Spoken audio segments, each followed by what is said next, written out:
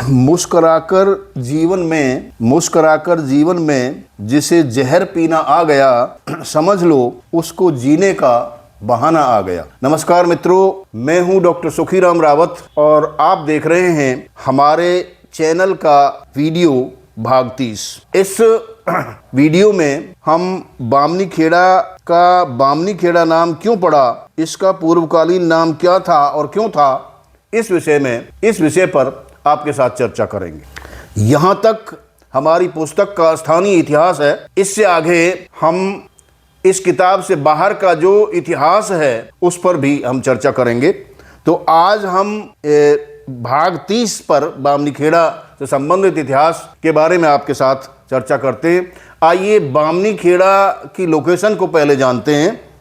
बामनी खेड़ा गांव हरियाणा के पलवल जिले की पलवल तहसील में दिल्ली आगरा राष्ट्रीय राजमार्ग NH 19 पर पलवल से दक्षिण की ओर 10 किलोमीटर की दूरी पर तथा इसी राष्ट्रीय राजमार्ग पर होडल से उत्तर की ओर 20 किलोमीटर की दूरी पर स्थित है। यह गांव होडल खंड यानी ब्लॉक में पड़ता है। इसका विधानसभा क्षेत्र हथीन है तथा संसदीय क्षेत्र फरीदाबाद है।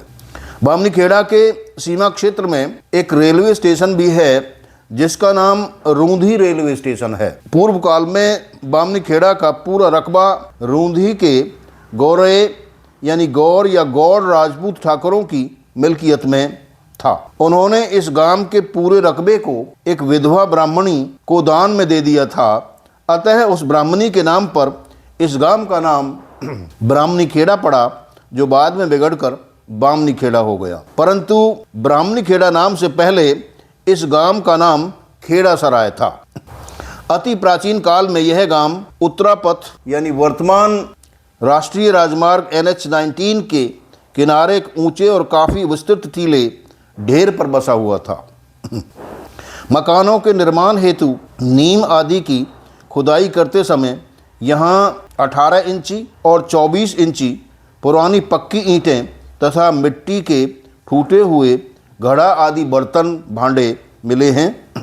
यहाँ प्राचीन काल के कुछ सिक्के भी मिले हुए बताए गए हैं। यह भी बताया गया है कि पूर्व काल में वर्तमान बामनी खेड़ा के इस ऊंचे टीले यानी ढेर पर गहरी खुदाई करके सोरा भी बनाया जाता था। इन तथ्यों से इस गांव की प्राचीनता और इसका पुरातात्विक महत्व स्वयं सिद्ध होता है। इस समय बामनी खेड़ा गांव मित्रौल की चौहान पाल का एक महत्वपूर्ण गांव है। मित्रों,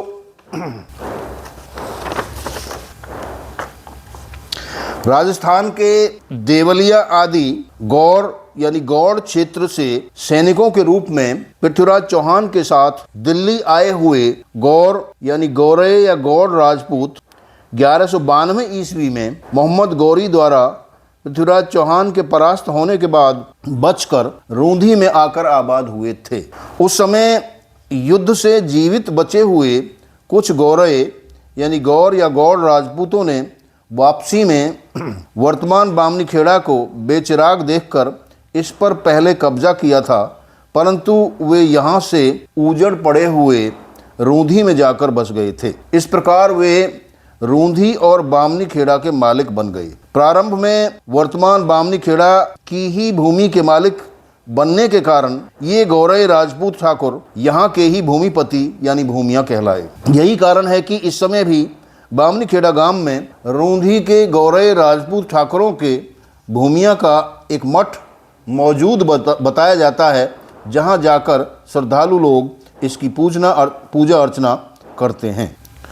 स्थानीय लोगों का यह मानना है कि वर्तमान बामनी खेड़ा के स्थान पर भी बामनी खेड़ा के नामकरण से पहले रूंधी के गौरे यानी गौर या गौड़ राजपूत ठाकुरों की मिल्कियत वाली भूमि पर सुल्तान फिरोज शाह तुगलक के शासनकाल में एक सराय बनवाई गई तथा इस सराय के संचालन के लिए यहाँ कुछ तुर्क मुसलमानों को बसा दिया और फिर फलस्वरूप इस स्थान का नाम बदलकर खेड़ा सराय रख दिया।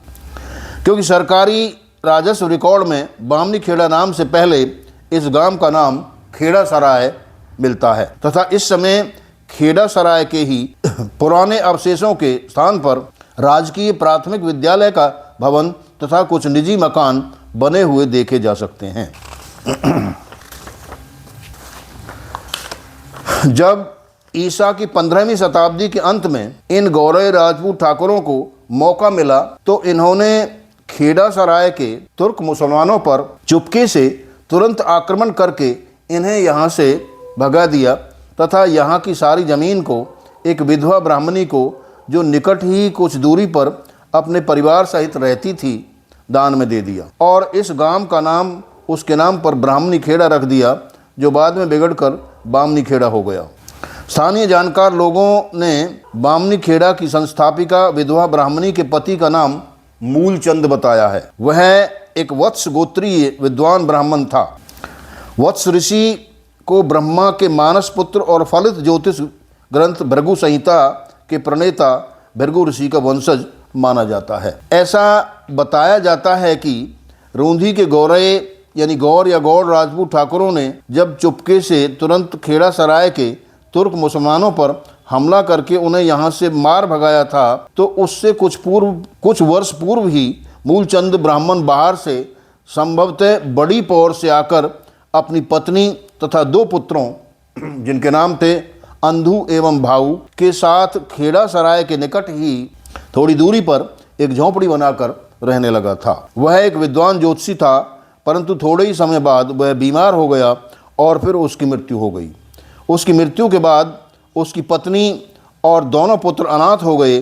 खेड़ा सराय के तुर्क मुसलमान भी उनके साथ दुर्व्यवहार करने लगे। जब मूलचंद ब्राह्मण की विधवा पत्नी ने उन तुर्क मुसलमानों के दुर्व्यवहार की शिकायत रूंधी के गौरव राजपूत ठाकुरों से की, तो वे उसकी रक्षा करने के लिए तैयार हो गए तथा फिर उन्होंने मुस्लिम शासन होने के बावजूद भी उन तुर्क मुसलमानों पर तुरंत हमला करके उन्हें अपनी मिल्कियत की भूमि से भगा दिया। तत्पश्चात उन्होंने उस सारी भूमि को उस विधवा ब्राह्मणी को दान में दे दिया और खेड़ा सराय का नाम बदलकर इसके स्थान पर उस विधवा ब्राह्मणी के आधार पर इस गांव का नाम ब्राह्मणी खेड़ा कर दिया, जो बाद में बिगड़कर बामनी खेड़ा हो गया।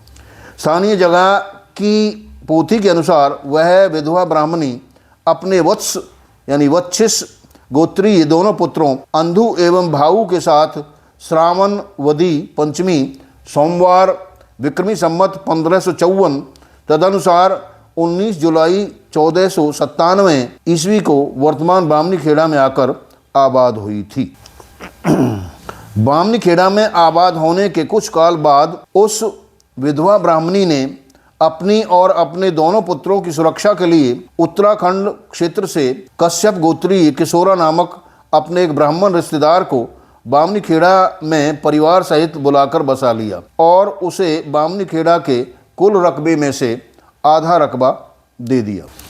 इस प्रकार इस समय अंधु, भाऊ तथा किशोरा इन तीनों पट्टियों थोकों को मिलाकर पूरा बामनी खेड़ा गांव 20 बिस्वे रकबे का गांव है। बामनी खेड़ा के सरकारी राजस्व रिकॉर्ड के अनुसार इस समय इस गांव का कुल कृषि रकबा 832 हेक्टेयर यानी 2080 एकड़ है।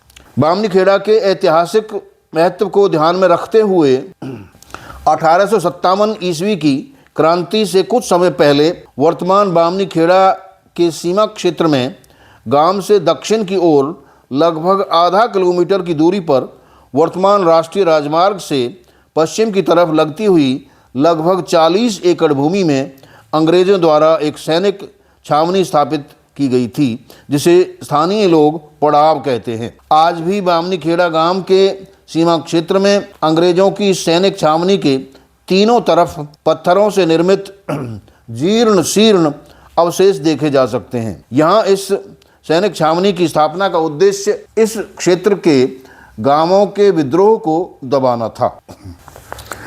कुरुक्षेत्र विश्वविद्यालय कुरुक्षेत्र के इतिहास विभाग के भूतपूर्व प्रोफेसर एवं प्रसिद्ध इतिहासकार केसी यादव ने अपनी पुस्तक हरियाणा इतिहास एवं संस्कृति में वर्तमान बामनी खेड़ा को पुरातात्विक महत्व के स्थानों की सूची में गिना है तथा इसी पुस्तक के दूसरे स्थान पर बामनी खेड़ा को पूर्व वैदिक कालीन चित्रित धूसर मृदभांडीय सभ्यता के कबीलाई कृषक आर्य लोगों का प्राचीन ठिकाना भी माना है। इस समय बामनी खेड़ा में मौर्य काल के विशेषकर सम्राट चंद्रगुप्त मौर्य के शासनकाल जिसको 322 ईसा पूर्व से 298 ईसा पूर्व माना जाता है के अवशेष भी देखे जा सकते हैं। प्राचीन काल में बामनीखेड़ा गांव के सीमा क्षेत्र में वर्तमान रेलवे लाइन से पूर्व की ओर मुंडी नांगल यानी नांगल ब्राह्मण गांव की तरफ एवं अटोहा गांव के सीमा तक विस्तृत क्षेत्र में फैला हुआ एक घना जंगल था।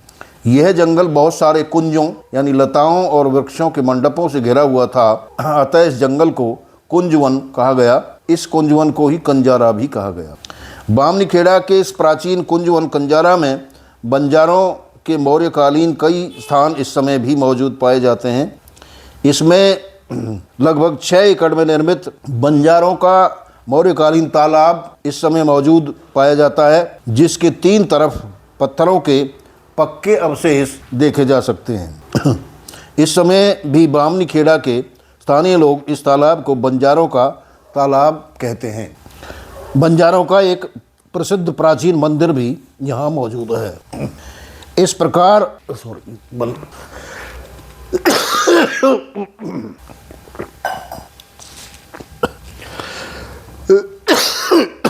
ज़्यादा हो गया, चलो।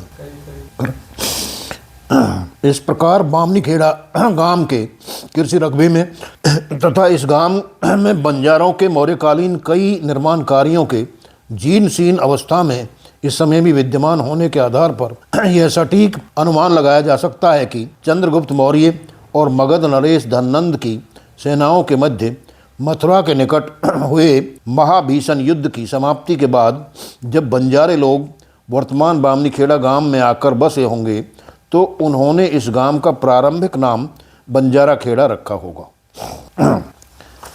इस प्रकार हम देखते हैं कि बामनीखेड़ा से पहले सरायखेड़ा, खेड़ा सराय नाम, और फिर ये अनुमान किया जाता है यहाँ के अवशेषों को देखकर कि इसका प्राचीन कालीन नाम बंजारा खेड़ा रहा होगा और फिर तुर्कों ने इसका नाम बदलकर खेड़ा सराय कर दिया और फिर बाद में जो गौरई ठाकुर थे उन्होंने यहाँ से उन्हें विस्थापित करके इसका नाम ब्राह्मणी को दान में देने के कारण ब्राह्मणी खेड़ा रखा और जो बिगड़ कर बाद में ब्राह्मणी खेड़ा से बामनी खेड़ा हो गया। तो दोस्तों आज के इस वीडियो में बस इतना ही। इसकी अधिक जानकारी यदि आपको चाहिए तो आप हमारी पुस्तक पलवल जिले के प्राचीन शहरों और गांवों का इतिहास को देख सकते हैं और इसे आप अपने घर बैठे ही अपने एड्रेस पर लिया जा सकता है। इसमें हमारे संपर्क सूत्र भी दे रखे हैं। इसके अलावा यदि आपको ये अच्छा लगता है तो इसे सब्सक्राइब अवश्य करिए, इसे लाइक करिए, कमेंट करिए। बहुत बहुत आपका धन्यवाद। नमस्कार।